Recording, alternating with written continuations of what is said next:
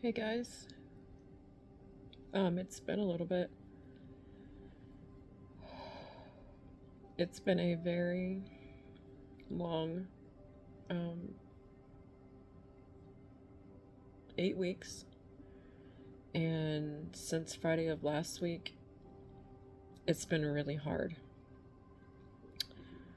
Um, we were with a different hospice company in the beginning, and I thought because of the familiarity with the company on a different side that it was going to be good, and unfortunately, it was not.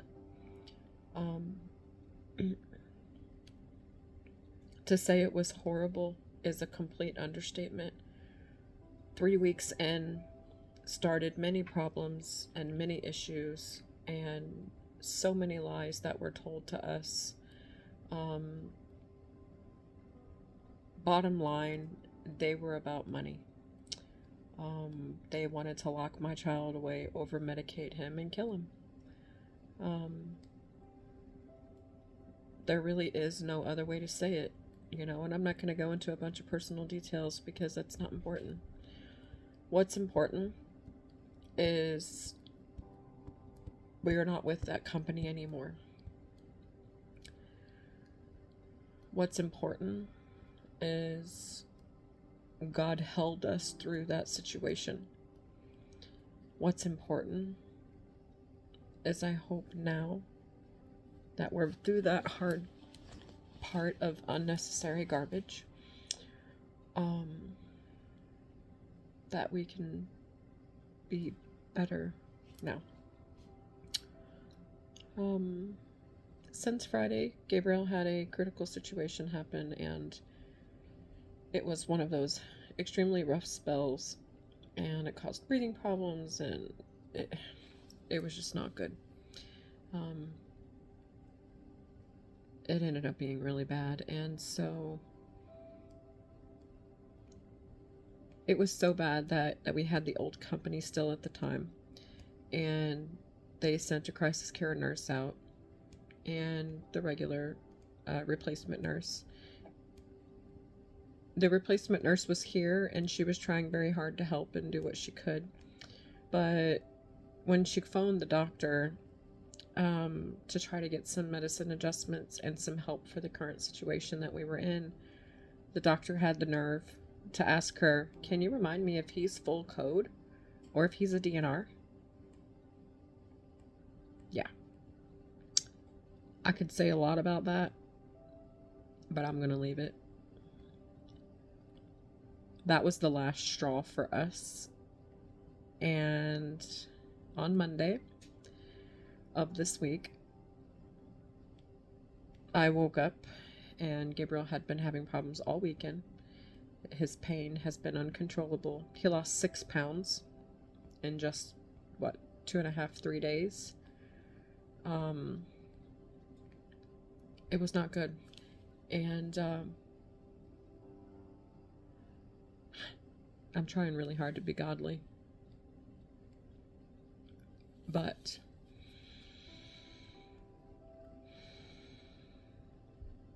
Monday, after praying and talking with my mom and my husband, um, I decided that we needed to reach out for help. So we got a patient advocate involved, and the patient advocate came to our house. And they're freestanding, they don't belong to any company. And they informed us that what they were doing was neglect. The problems that they were causing were absolutely wrong, cruel, and they were inhumane. Um, I was shocked. So we looked for a different company, and when we did, we signed papers to release the files and medical papers over to this new company. The minute that they got that fax, they discharged my son. Guys, discharged him out of spite. And people like that rot in hell. and they will answer for um, their wrong and their neglect. And I'm done with that situation. Um, we have a new company. We've had a new company for a couple days. And today, had to pause to help Katie. It was time for meds. Our timers go off every 2 hours, and then 3 times a day, and then every 4 hours. So we're always having a timer go off. But what I was saying was, basically, that situation was rough, and I have a right to be very angry about it. I have a right to feel the way I feel about it, but I'm choosing to be as godly as possible. So our new company, today we got to meet our regular RN, and she had a training nurse with her that was a former pediatric nurse. She was a former pediatric nurse, and they had told me about her because she's dealt with special needs children with developmental delays and different otherly abled children. They thought that eventually she might be his nurse. And there was another nurse with him, which is the main RN, which is going to be also on his team. Forgive my paint. I have paint on me from painting today. But so they walk in, and one of them is on the phone, making some calls and getting some other things ordered and taken care of. The home medical supply guy was here too, setting up a different type of bed with different type of rails, since he has epilepsy, in case he would have a seizure, which we're not thinking that he's going to, but they're just safety ones. So we're getting that all taken care of, and the other nurse, which is the RN, is talking to me, and I was talking to the younger nurse about how children and adults that have special needs and have autism or on autism spectrum or sensory processing disorder, that they need to be handled differently and spoken to differently in the way they understand, and allowed to express and understand triggers and things like that. Like, it's very important when you're involved in the case with someone with special needs that you understand them where they're at, so you can help them, so you can understand how they're trying to convey pain to you, and frustration or fear or anxiety, or any type of distraught behavior, so that way you can better help the situation. And she's like, I completely agree, and I told her I've been taking care of this baby for 24 years, and then I've helped so many other children that were special needs, and I've worked with so many children through my nonprofit, that I'm so happy to know that she understood. And she said, what nonprofit? And I told her, and then the other nurse looked at me, and this is amazing, guys. She said, Dawn? And I'm like, she knows my name from the paper, clearly. And she's like, Dawn. And I said, yes.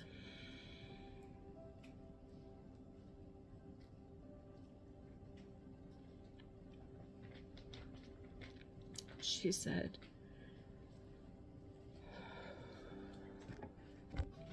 sorry, trying to convey this without getting too emotional. But she said, Dawn, and she said, I'm Lex's mom. We cried and hugged. Lex is a beautiful special needs little boy that we did special wishes for in 2019.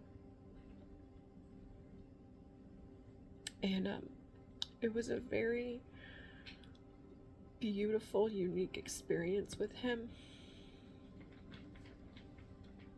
And he didn't respond to a lot of people. And he responded to me during his visits. And it has impacted me so much that I printed the photo with him, and he's been on my refrigerator since 2019.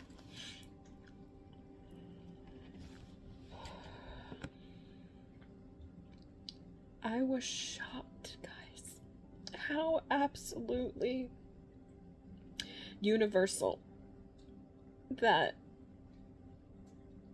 a little boy that we met years ago, that we did wishes for, and we did his funeral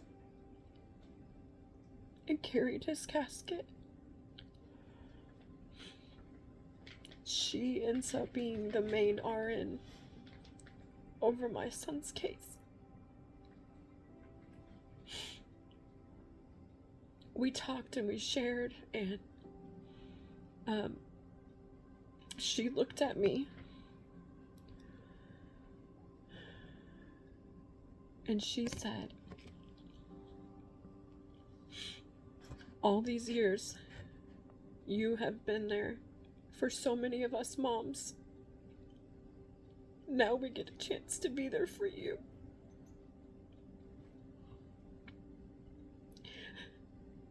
I was completely shocked.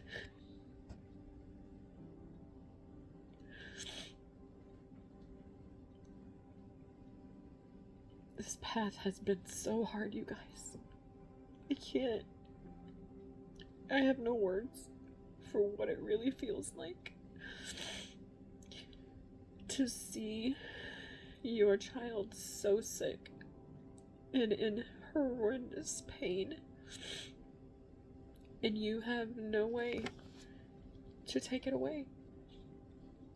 The medicines are having to be adjusted a lot because he doesn't just have this main condition. As you well know, he has major health issues.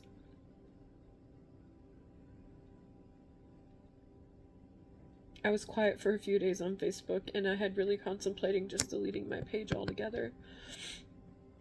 I've been dealing with a lot of mental things. I did start counseling again. And my therapist is wonderful. But I don't have it in me to really want to do much of anything else. I just want to be here with my baby. A lot of people have fallen away, and I'm not unused to this. This is something that's happened, and I'm not the only person it happens to, but I'm not talking about anyone else. I'm talking about my experience. This has happened to me before because, you know what? These things are hard. People don't know how to handle them. And so what a lot of people do is they don't respond because they don't know what to say.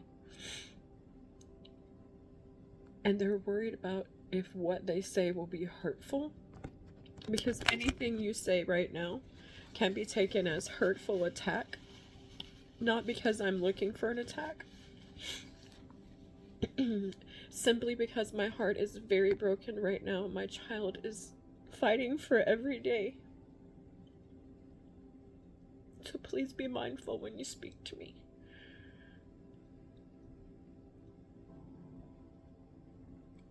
I don't want to waste my energy over explaining myself to people or having to contend with dumb things that mean nothing. Because I wouldn't wish this on anyone in the entire world. I have no enemies other than the enemy, the devil. But I wouldn't wish this on anyone. No one.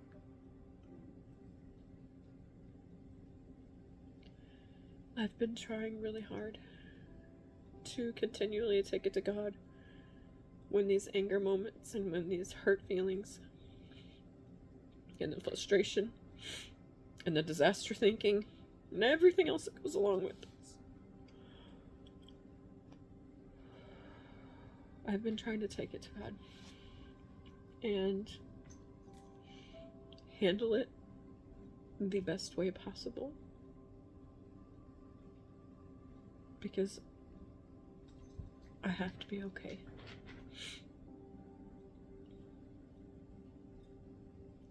It's really mind-blowing to me. So many things that have happened.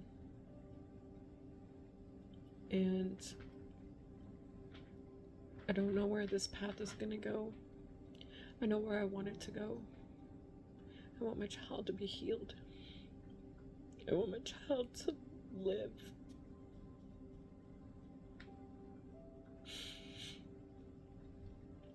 But I don't have the ability to make that happen.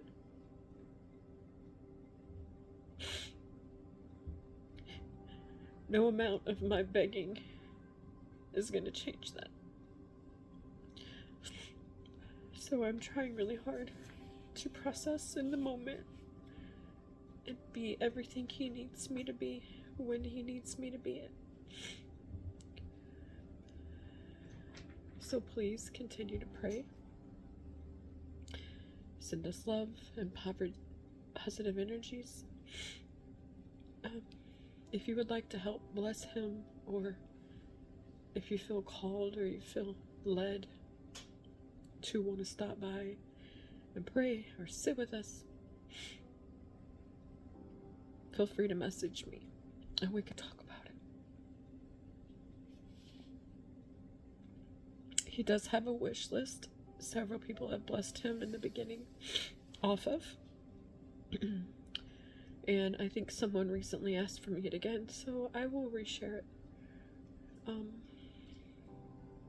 There's a lot to process, and I'm trying not to overthink and overprocess, trying to be in the moment and process in the moment, like my therapist says to do,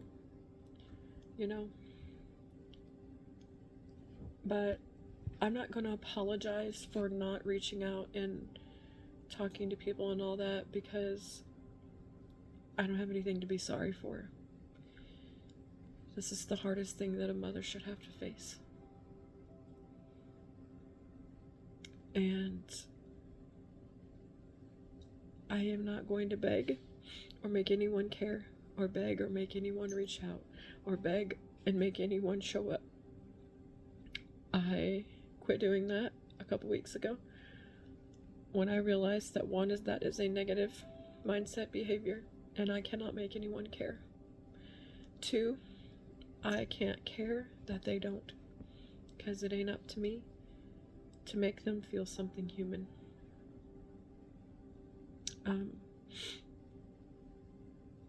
I will do my best when I can to do updates, but I'm not sharing everything about him on a stupid social media app. If you really want to know, you can reach out to me. And if you can't get me through Messenger and you know my number, feel free to text me. Just don't text me after 8 p.m. The nights have been mixed up with the days, and the days have been mixed up with weeks. Hours are weird. Sleep schedule is laughable at best. But there are a lot of needs. But you know what? I serve a miracle working God, and it doesn't matter to me if you believe in him or not, because I do, and I know that he's real, and I know that he's here. So continue to pray and send positive energy, light candles, and think of us. Keep all negativity away. No negativity. No drama. No victim mentality speaking. I don't welcome any of those things, and I don't receive them. Don't make this about you. Don't message me trivial, dumb things, because I don't care. Right now I can't. right now I'm doing the best that I can with what I have, and an MS brain and body that has health issues on its own. So I welcome love. I need love. He needs love. We need love. We need support.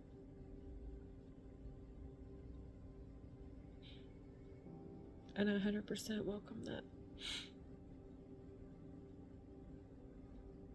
Feel free to send me your prayers. Feel free to reach out to me with positivity. Do not reach out to me with sacrilegious or religious connotations. Do not reach out to me with your negative comments or self-loathing, or I don't want any pity. I don't want your pity. We don't want your pity. We just want love, you know? It's the way I operate as a human being, and it's all I want to receive in. And I realize that people are moved out of your life for a reason, and things change because they're not supposed to be in your end result. And even if it hurts, I need to come to terms with the fact that God moves people away, moves things around, changes situations, because it's time. So, thank you for watching for 20 minutes, those of you that did. This is our update. My angel is fighting every day. They made some more adjustments today, and he's gotten his meds just a little bit ago, and we've gotten him upstairs so he can sit down in front of his computer and he can talk to his Bubba and his uncles and his little online friend. He had a childhood friend for many years come and see him the other day, and I will share that picture shortly. But thank you guys. And Bonnie says thank you too. Oh, and the good news is Aunt Bonnie has her certification to be a service dog, guys. So we've been working on some training, and once we have the financial means to do some more training with her, and then we will. So thank you guys. Namaste. Peace and love and blessings.